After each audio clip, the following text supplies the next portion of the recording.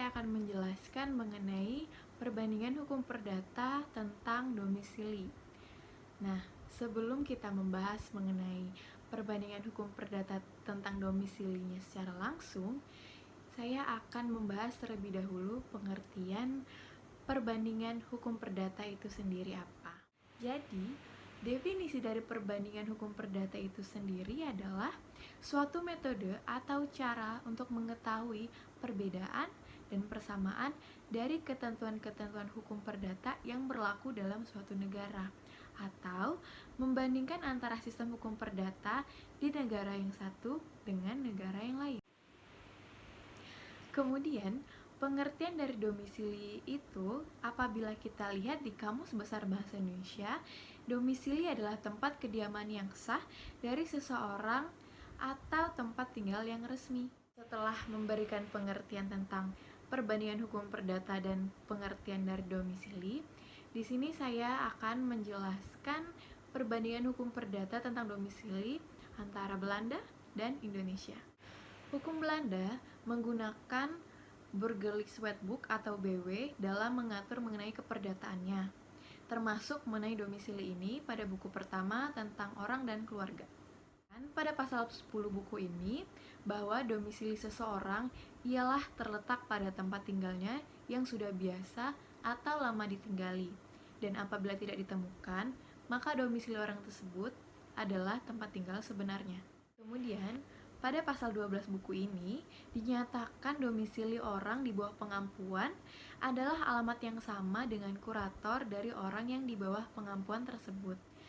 Selanjutnya, dalam pasal 15, seseorang dapat memilih domisilinya. Maksudnya, orang tersebut dapat memilih domisili yang berbeda dari domisili yang sebenarnya apabila hukum memaksanya untuk hal itu. Pengaturan domisili di Indonesia diatur dalam pasal 17 sampai 25 KUH Perdata. Di mana pada pasal 17 KUH Perdata dijelaskan bahwa setiap orang dianggap mempunyai tempat tinggal di mana dia menempatkan pusat kediamannya. Bila tidak ada tempat kediaman yang demikian, maka tempat kediaman yang sesungguhnya dianggap sebagai tempat tinggalnya. Mengenai tempat kediamannya itu dibedakan atas yang pertama, tempat kediaman sukarela, yaitu di mana seseorang dengan bebas menurut kehendaknya sendiri menciptakan keadaan-keadaan di tempat tertentu.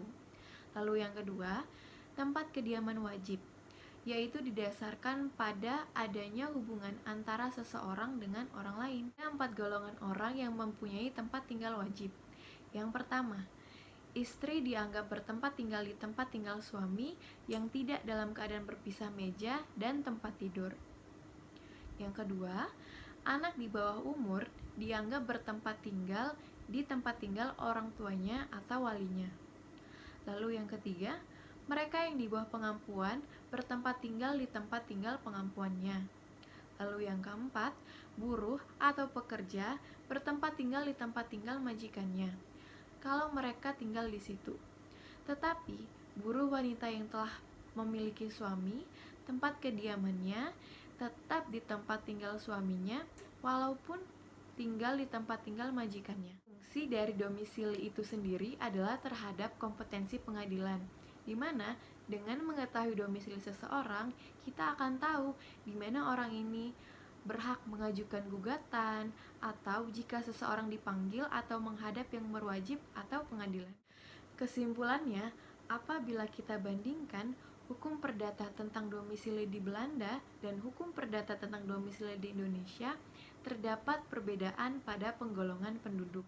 Dalam hukum perdata Belanda tidak mengenal adanya penggolongan penduduk, sedangkan dalam hukum perdata Indonesia mengenal adanya 4 golongan penduduk. Yang pertama, istri. Yang kedua, anak di bawah umur. Yang ketiga, anak di bawah pengampuan. Dan yang terakhir yaitu buruh dan pekerja. Baik, itulah tadi penjelasan mengenai perbandingan hukum perdata tentang domisili antara Belanda dan Indonesia. Sekian dan terima kasih. Wassalamualaikum warahmatullahi wabarakatuh.